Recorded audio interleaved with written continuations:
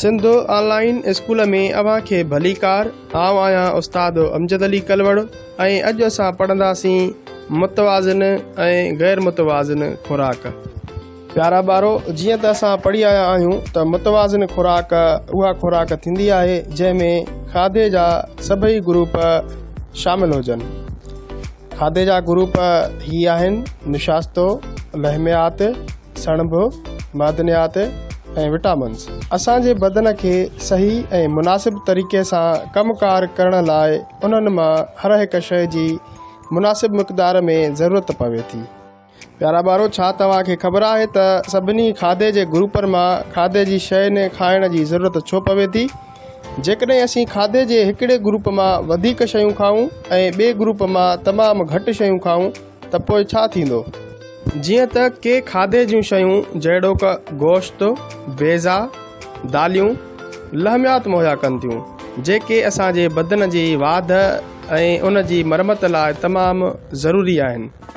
मेवा ऐं भाॼियूं विटामिन ऐं मैदनियात मुहैया कनि था, जेके असांजे बदन जे कमनि ऐं सिहत लाइ तमामु ज़रूरी आहिनि।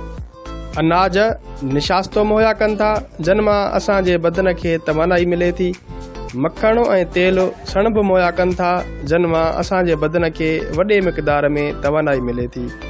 सिहतमंद रहण ऐं बदन जी वाध लाइ असांखे खाधे जे सभिनी ग्रुपनि मां सही मिक़दार में मुख़्तलिफ़ शयूं खाइणु घुरिजनि। जॾहिं तव्हां अहिड़ो खाधो खाओ था जंहिं मां रोज़ानो खाधे जा सभई जुज़ा हासिल थींदा हुजनि त पोइ तव्हां हिकु मुतवाज़िन खुराक खाई रहिया आहियो। उन जे बरअक्स अहिड़ी खुराक जंहिंमें खाधे जा सभई जुज़ा शामिल न हुजनि त उन खे गैर मुतवाज़िन खुराक चइबो आहे। गैर मुतवाज़िन खुराक खाइण सां असांजे जिस्म ते तमामु ख़राबु असर पवनि था ऐं असांखे केतिरियूं ई बीमारियूं थी पवनि थियूं।